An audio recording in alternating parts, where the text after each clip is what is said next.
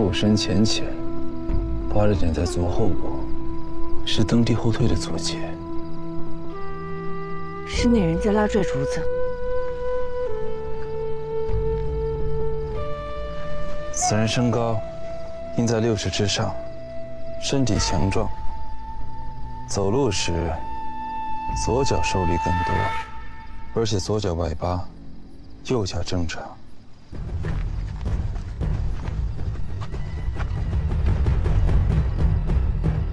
是潘永琪。潘永琪，他自己布置了杀死自己的机关，难怪他当时一副知道自己要死的样子。这竹子韧性大，连上扳机后，立刻便能将弩箭射出。所以这里之前一定有一样东西卡住扳机，等需要的时候移开此物，竹子回弹的力量就会拉动扳机，射出弩箭。但这一片我们都找过了，除了这弓弩，没有其他东西。冰块足够坚硬，可以抵住扳机；冰块融化，竹条便可以拉动扳机，射出弩箭。潘永琪死的时候，你可有听到或看到什么？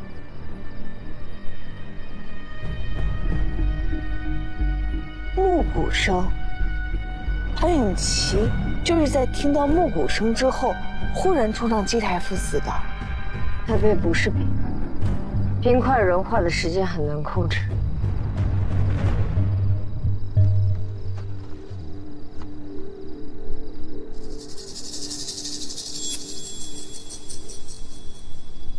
是松木条。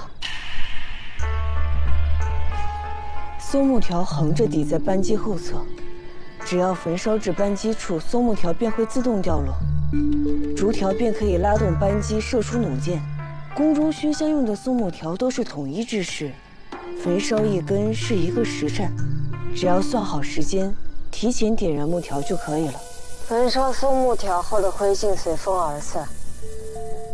不过仅是那这一点足够证明了。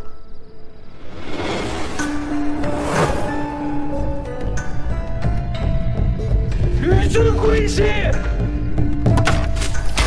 本修罗。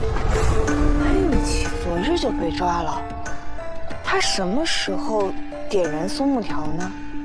一定另有其人，而且此人极为谨慎。这些落叶应该是他故意撒在地上，为了遮盖脚印。看来潘永琪计划周密，若没有被抓到，他就可以自行完成一切，在祭坛前欣然赴死。而一旦发生意外，另一个知道他计划的人就会帮他提前点燃木条。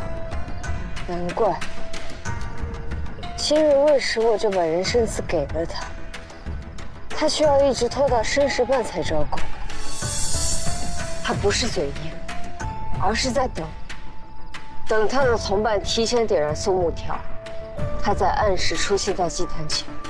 那人在帮他自杀，只能把那个人找到，亲自问问。兴庆宫的花草园艺一向由我们负责，现主要查什么，都记在此处。福渠督办，又是他。可是照顾雪姨娘的那个。是。福局这个人平时话不多，不是侍弄花草，就是一个人待着。这唯一喜欢的就是雪姨娘。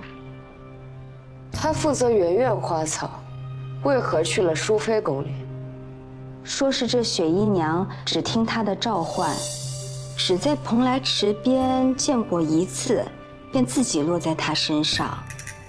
淑妃就让他每日专门陪雪姨娘外出。他也很喜欢那鸟，时常给她做果泥吃。不过他应该不是淑妃的人。淑妃跟前照顾雪姨娘的工人叫明翠。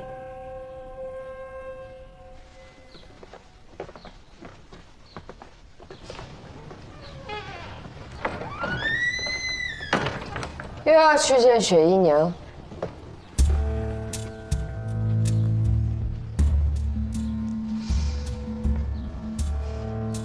好清新的香气，自己调的。我不用熏香。哦，可能是打理花果时染上的。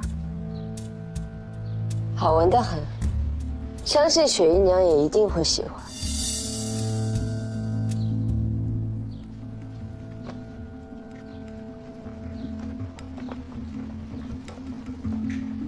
从玉兰树到雪姨娘，再加上祭坛附近的高楼，每次都有他，这个福区一定有问题，把他抓来问问吧。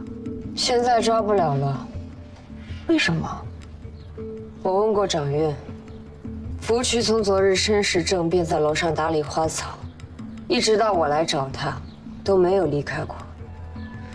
附近做事的守卫和4月4的工人都能作证。仙主，查到了，那些西南巫医会利用声音跟视觉的轨迹，引人进入眼术阵法，任其摆布。而且他们为了在密林中捕获野鼠之药，经常会使用那种连接机关的居符。看来这个人不仅入夜后能在宫中自如行走，对西南巫医的手段也很了解。那我顺这条线索去查。太史成，那我们去查什么呢？有一样东西，数量和用量都有严格记载，若被挪用，一定有破绽。人参子，只有这些？哦不，这些是放在外面以做应急之用，大部分都在高贵之中。为何挂着2把锁？因为药材珍贵，不可随意取用。宫中若用到人参子，需要一程开方，待方子核验后才能来取药。2把钥匙，一把在我手里，另外一把在罗志安罗一城那里。这人参子这么小颗，就算偷拿几颗也很难被发现吧？不，药材的用量和数量都有记录。罗一城每个月都会清点药材，之后我会复核一遍。如果有坏掉的药材怎么办？变质的药材统一焚烧掉。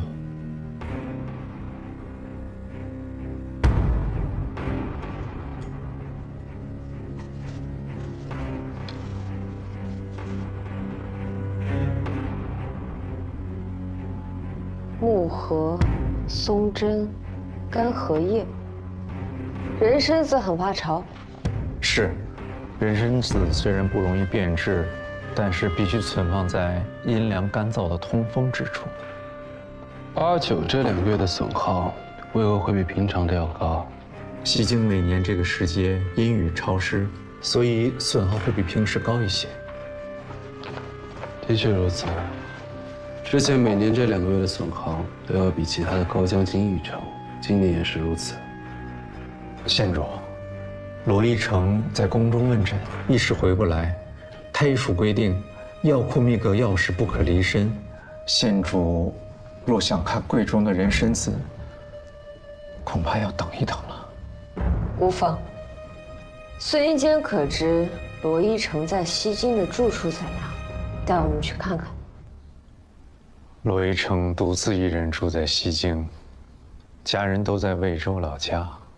这间屋子朝北，光线是暗了些。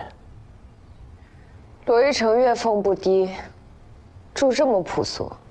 郎君不在意这些，平日里大都在宫里，回来也只是睡个觉。何况家里老小的开销大，月俸也大都寄回家了。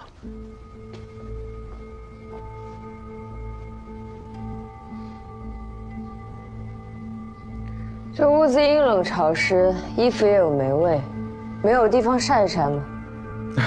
有的有的，隔壁有个天井，太阳晒得到。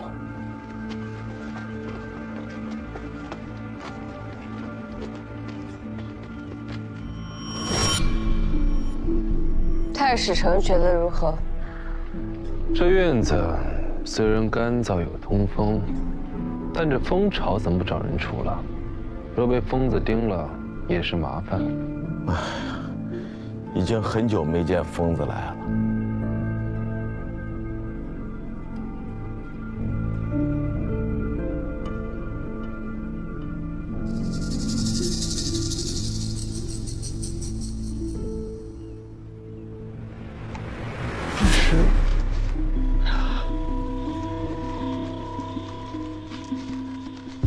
罗医生居然监守自盗！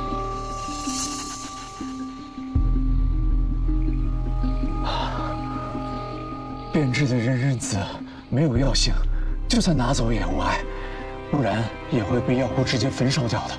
孙一坚没有打过叶子戏吧？但你没见识过老千的手段也是自然。我手里有几片叶子5片。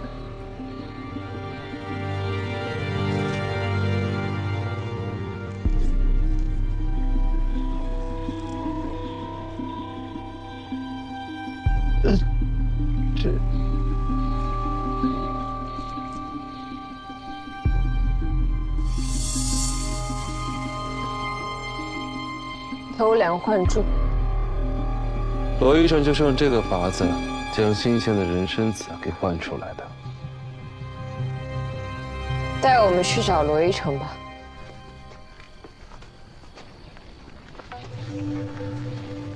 去柳才人寝宫，为何不走太医署东边那条路？照常说是该走那条路，可罗一成最近跟柳才人看诊，偏偏要走这条阴阳路。这条路是近，可实在是瘆人呐。阴阳路，嗨，就是连通各宫之间的一条回廊，只不过是西北向的，白天稍有光亮能照到，晚上没有灯烛照明，更是半明半暗。无论昼夜，日月光辉只能照亮小道的步兵。宫中的内侍宫人私下开玩笑，管这条路叫阴阳路。虽然是条近路，大家也宁愿绕远。这条路现在少有人走，就显得更加阴森可怖了。拐过去就是。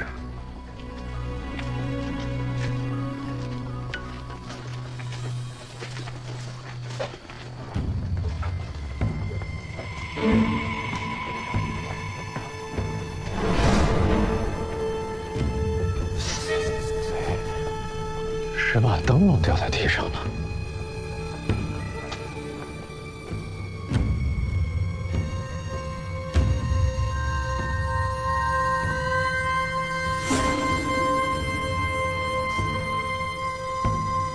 副进长，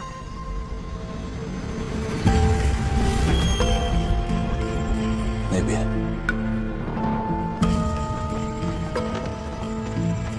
罗医生，是罗医生。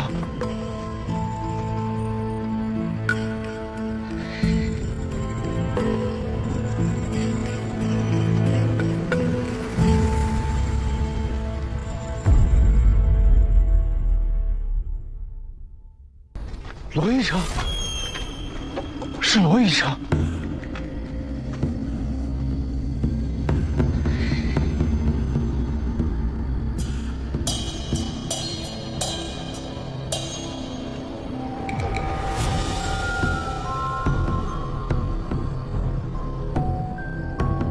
罗医生身体没有明显的外伤，死前应该没有与人发生过冲突。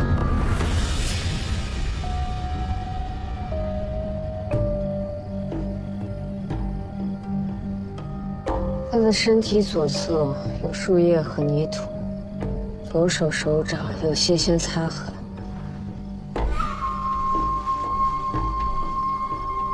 背后有被拖行的痕迹，应该是摔倒之后被人拖行致死。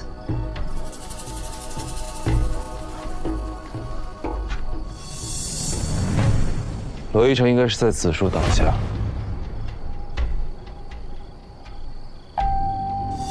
从足迹来看，脚跟蹬地，还有搓行的痕迹。双手力气不大，应是面对回廊，费力地将尸体拖到此处。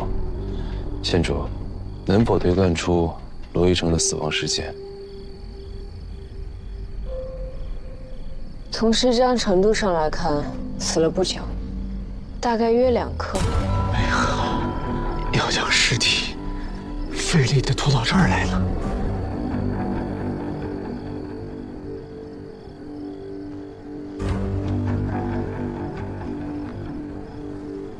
约2克前，这道明暗线刚好在此处。罗一成的脸一半明一半暗。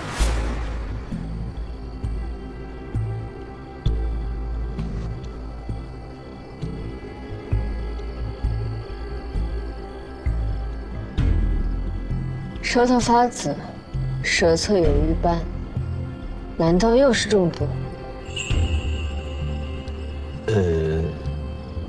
你试一煎，但说无妨。舌头发紫，有瘀斑，未必是中毒，也可能是凶痹。看，罗一成指甲发紫，嘴唇呈乌紫之色，这些都是凶痹发作的症状。也可能正是因为凶痹发作，罗一成才会摔倒，擦伤手掌。凶痹？罗一成平日便有心痛的症状，我还给他开过血府逐瘀丸的方子。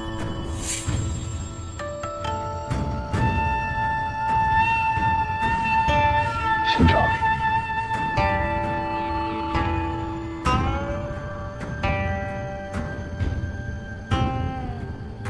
罗一成可有提到过白秀罗？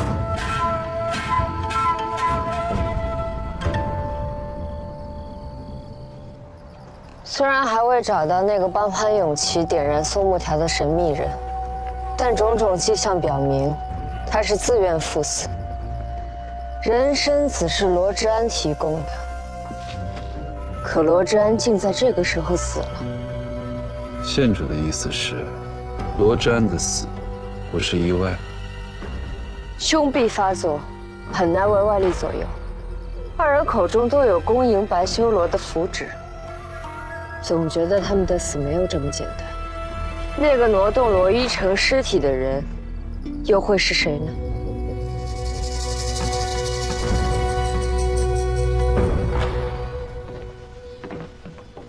县主请。县主，这是罗一成的书桌。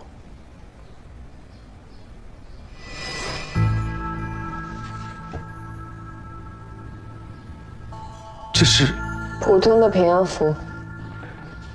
罗一成是不是偷偷信奉了白修罗？宫中传得沸沸扬扬，老臣有所耳闻。刘一成也感兴趣。怪力乱神，非礼勿言。罗一成有个学生，他对罗一成的情况比较清楚，老臣去给你找来。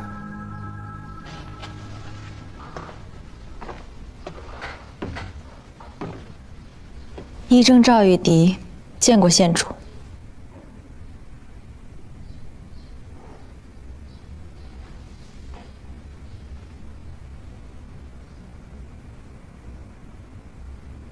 原来师父并未把辟邪的平安符带在身上，怎么回事？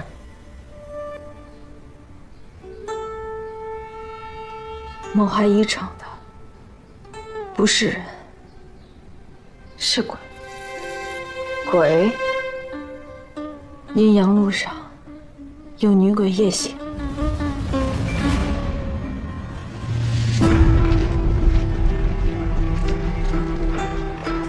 县主相信有鬼吗？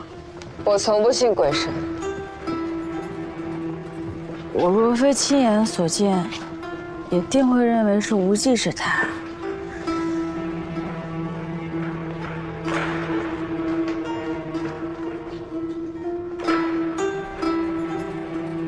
1个月前，苏婕妤深夜突发急症，我和师父前去看诊，直到亥时，娘子才安稳睡下。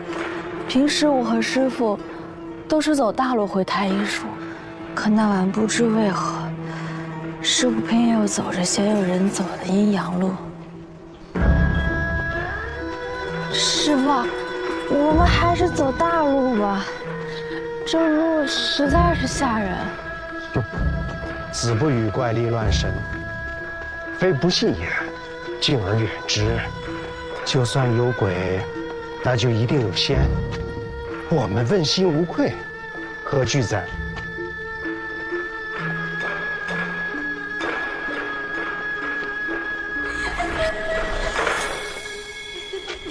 是。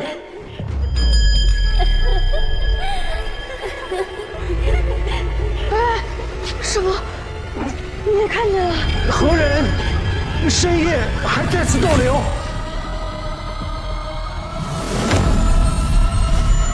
王美云。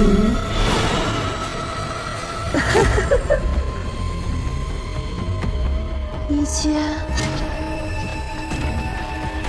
真的是你吗？一阶，一阶，救我！松住！一阶，一阶，你快走！放我！松手啊！你快！你看看我！一阶，你放我！你放我！一阶，一阶，师傅，快来人！快来人！来啊！救命啊！师傅。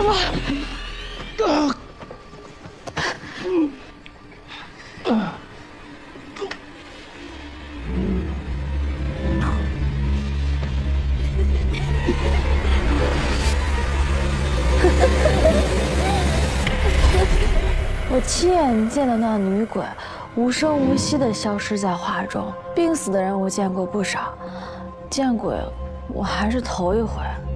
他们认识？我不确定，只是那女鬼一直叫师傅一间，师傅吓坏了，当场凶逼发作。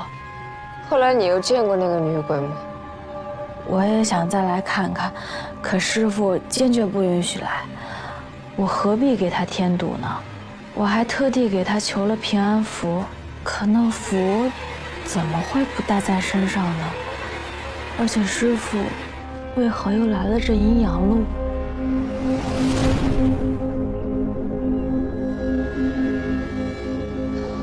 多谢赵一正，如果还有什么想起来的线索，随时来聂业局找我。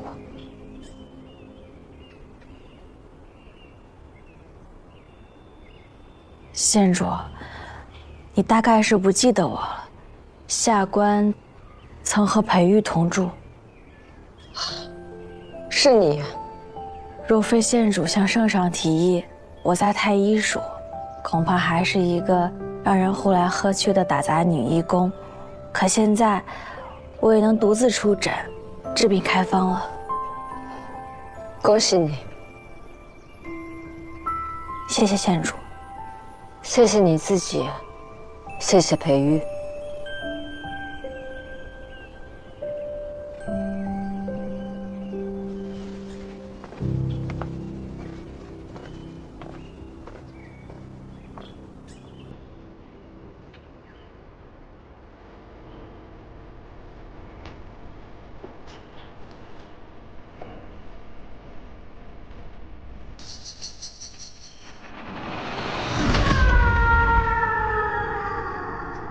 是他。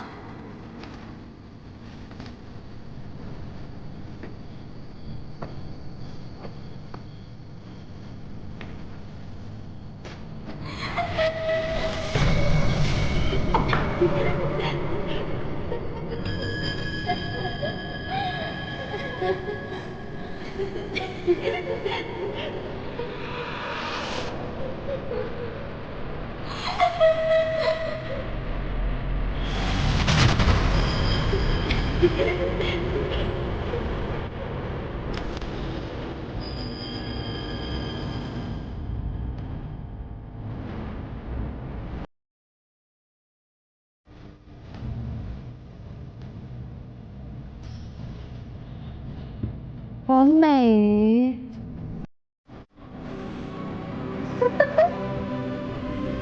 董才人，甚美。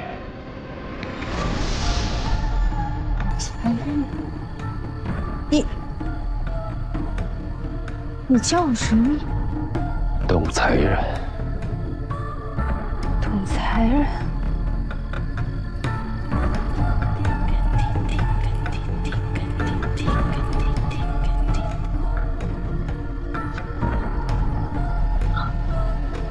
陆一姐，你回来了！陆一姐，你回来了！陆一姐，你回来了！你回来了！陆一姐，陆一姐，你救我！救我！救我！陆一姐，陆一姐，你来了，终于来了！陆一姐，救我！陆一姐，啊！陆一姐，娘子，陆一姐，陆一姐，娘子不是女鬼，请县主为娘子证明。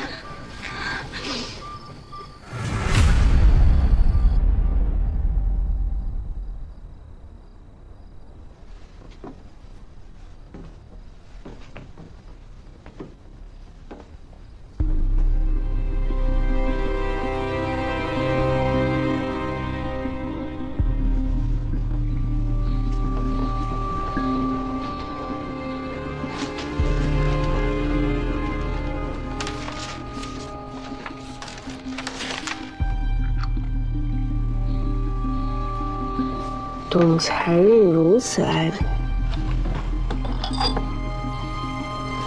是白江残粉，嫔妃们都用它使肌肤白皙。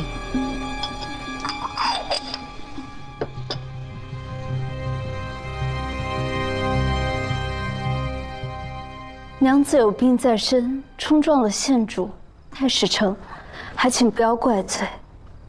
无妨。董才人曾经风头无两，颇受圣上宠爱，为何会变成这样？奴婢是几年前才来侍奉董才人的，之前的事也是听一直跟在娘子身边的真卿说的。10年前，娘子初入宫时，一双丹凤眼因能近切远，总是要眯着眼睛才能看清楚远处事物。娘子，快看，那是孔雀。真好看。娘子总为自己视力不佳所苦，却不知眯眼平眉之态反倒显得含情脉脉，因此得到了圣上的喜爱。然而，据说10日未久，圣上便迷上了另一位赵宝玲。赵宝玲想必也很快被冷落。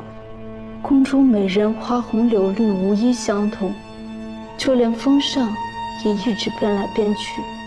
今日喜欢高鼻深目，明日便又推崇丰腴淑女，后日又以柔弱无骨为美。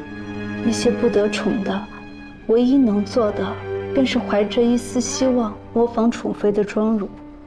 董才人心高气傲，想必不屑于模仿别人。娘子想做独一无二的董才人，听真卿说，娘子很快便想到了办法。她向罗一成讨要了寒食散。寒食散，这些害人性命的药怎么就屡禁不止？寒食散能让皮肤无比白皙、吹弹可破，但持续服用可致人神志恍惚。娘子为了能得到圣宠，甘愿冒险让罗一成为她私配寒食散。好在寒食散的确有效。娘子身着飘逸的舞衣为圣上献舞，整个人肤白胜雪，光彩夺目。圣上当夜便留在了娘子的寝宫。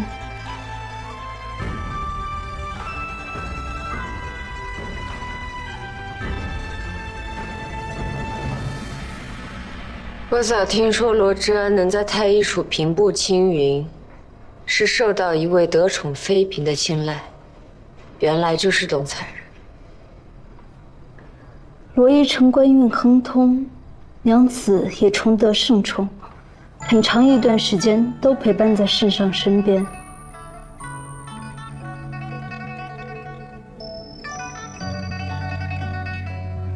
回廊上那幅蝶恋美人图，便是那段时间所作。但花哪有百日红呢？一年秋险，圣上突发奇想，要破例带几名妃嫔同往，但因为娘子能亲切远之症没能随行，娘子去找圣上哭闹，却惹恼了圣上。圣上开始嫌弃娘子远观双目无神，笨拙呆滞，把她赶了回来。废物，废物！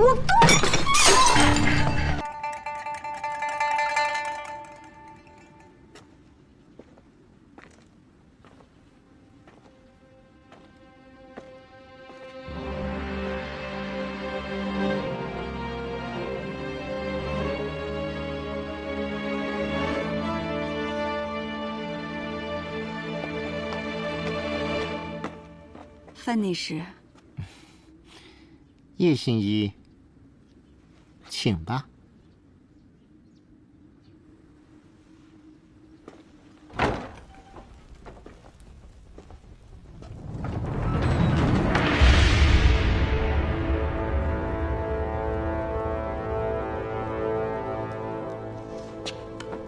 陛下。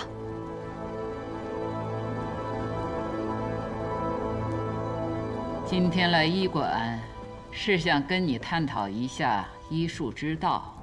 平安不敢。有何不敢？你的医心之术，圣都内可是人尽皆知啊。平安惶恐。起来吧。平安，朕问你，这一罐汤药，如何才能成为一剂良药？好药材，服以好火候，对症才是良药。正所谓轻科要急，沉科要缓。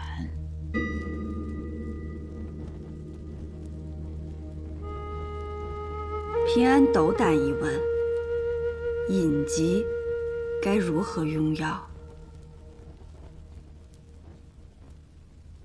隐疾藏于暗处，病患只能自欺欺人。长此以往，轻症变重症，重症变绝症，到时候，就算手握神药妙方，又能奈何？说下去。百姓的病苦，皆因忍耐而起，因重情而忍榨取，因重义而忍盘剥。平安四处奔走，只为清除隐疾，以保患者无虞。叶平安，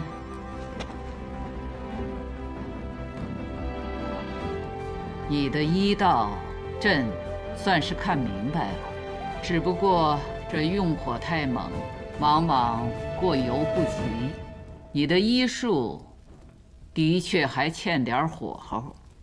离开圣都吧，到别处去历练历练。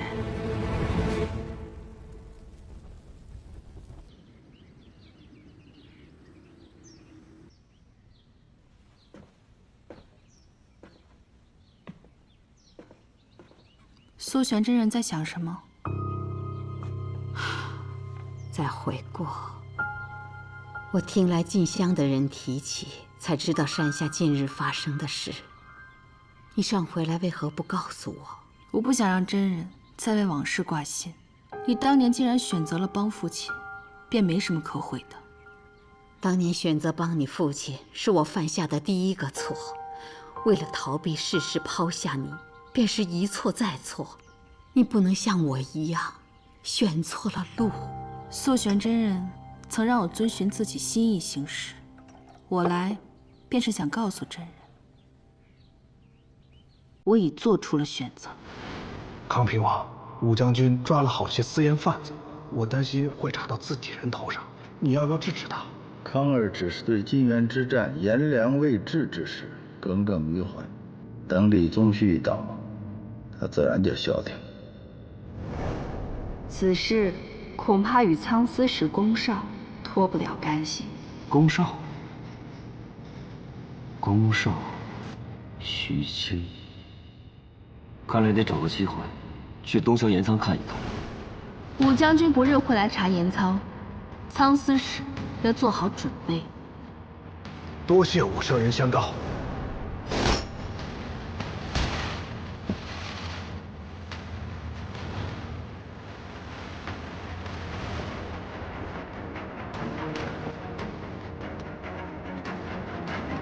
原来叶平安竟是御史案的帮凶。父亲，叶平安的身份你已经知晓了。此人是一把好刀。刀太快，也容易伤到自己。父亲说的道理，女儿明白。女儿有意进献于父亲。叶平安有心急，可利用这一点，将他送上绝路。为父没有看错。叶平安有才，但不能为我所用，将来只会成为我的阻碍。你想对他赶尽杀绝，就为了御史案？你与父亲都和御史案有关，而我是武家之女，我已不在乎什么清誉了。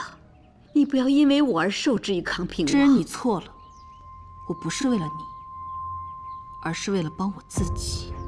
仙儿，正因为我是武家之女，才能坐上中书舍人的位置。父亲若东窗事发，使武家蒙羞，必会牵连于我。父亲有一句话说得极对：李武两家已势同水火，圣上若想绵延大风，便只能传位于武氏宗亲。我不会让任何人威胁到武家的大业。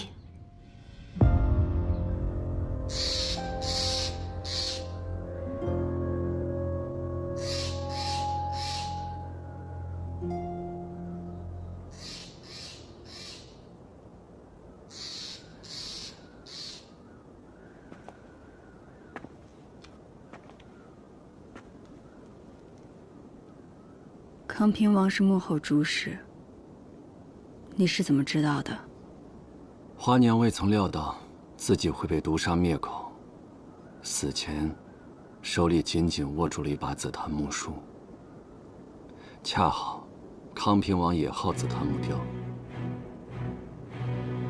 他是想在临死前给我们留下一点线索。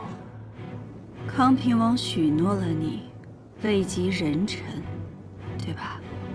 如果我是你，也会同你一样，牢牢倚靠住他这棵大树。你不是我。我现在想明白了，无忧竟掩盖御史案，倒卖官盐，笼络朝臣。李武之争，他早就在下这盘大棋。我再问你一次，能否放手？我护你离开圣都，我保你一生平安。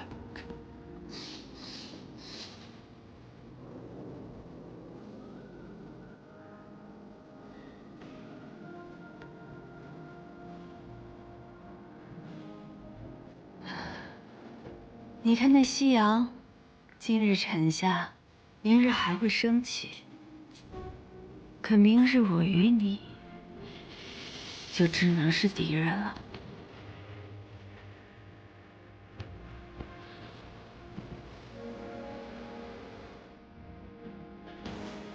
谁也不要手下留情。好，叶平安，我期待你成为我的敌人。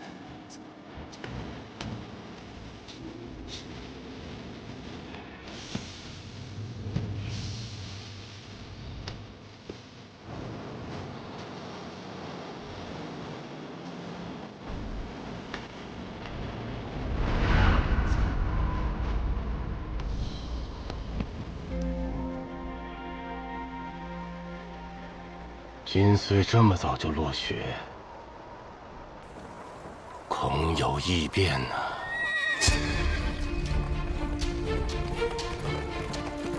报！说的可汗乎？说的二王子继位，起兵反击！报！说的可汗乎？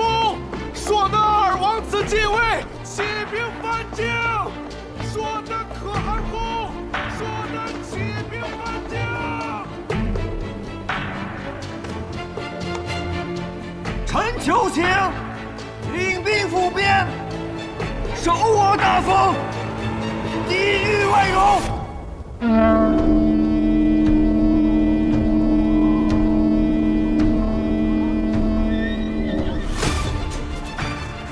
封大将军武安康为燕北道行军大总管，挂帅出征，钦此。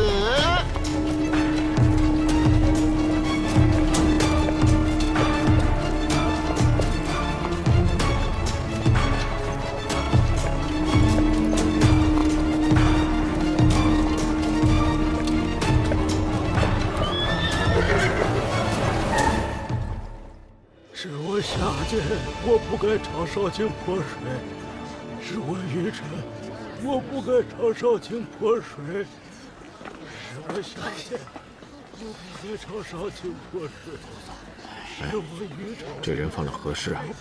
要遭这个罪？他儿子因为犯私盐，被那袁绍卿抓到大理寺去了。这老头气不过，说儿子是快饿死了才去做的私盐饭，当头一盆水就浇到了袁绍卿头上。这一下可惹着阎王爷了，阎王爷就罚他在这跪着。啊，阎王爷罚他？你们私底下都这么叫他？那可不，这阎王爷过去人还挺好的，为大家伙办事，替蒙狗请命。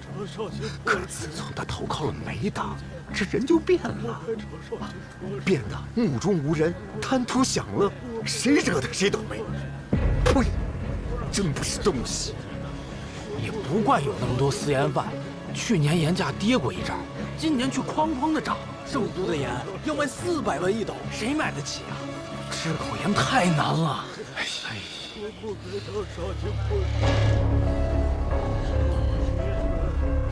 私盐贩。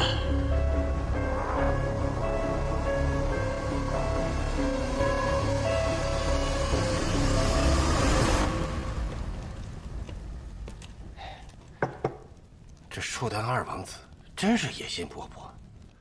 康州元年才炼的银，可汗一死，他便夺得了王位，竟不顾与我大封的盟约，将武良臣扣押为人质，还挥兵南下，真是蛮夷。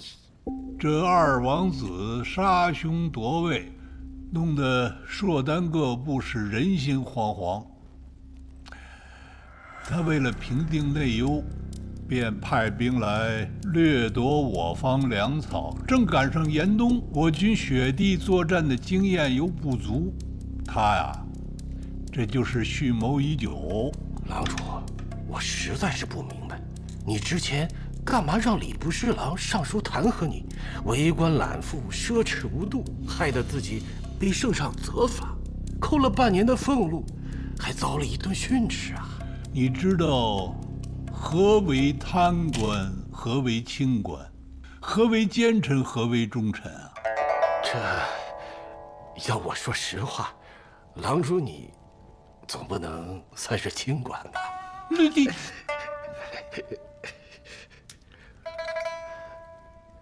这个宇文泰和苏绰有一番对话，说的是帝王之术要用贪官顾权，除贪官排异，杀贪官收买人心。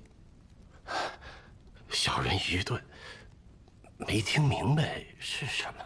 我身居高位，不能不犯点小错误，不然就没有把柄攥在圣上手里了。但是我又不能犯大错，我要犯了大错，就成了老百姓的眼中钉了。哼，袁绍成最近没惹事儿吧？倒也算不上是惹事，就是惩治了一个私盐贩的父亲。那老头太嚣张了，大冷天泼了袁绍卿一盆水，袁绍卿让他跪在街上，头顶着水盆高喊认错。大奸四忠，大忠四奸。袁绍成是个聪明人。郎主啊，康平王现今在朝中是如日中天，拥护者众多，力推武家继承大统的声浪已盖过李家。你更应该像以往那般与他亲近才是啊！怎么反而三避不见，躲在家中装病啊？我刚才说的话你一点都没听懂。康平王几次三番的让我往炎帝给他派官，这就是大错。郎主，康平王来了，我跟他说你在病中，不便见人，可……郎主，康平王。哎呦，梅阁老。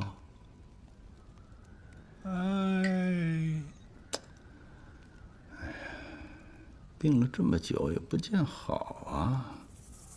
你可是股肱之臣啊，朝中不可一日无你啊！必去如抽丝，老不中用了。我是怕你被庸医给耽误了，我特意给你请了一位高人，去给梅阁老探病。康平王，我家郎主的病有些奇怪，陌生人一靠近，浑身奇痒无比，起出很多红疹子，还是不要靠近他好。那这病怎么传染呢？康平王，就是说你病好之前，我还不能再来看你了。哎，你好生歇歇吧。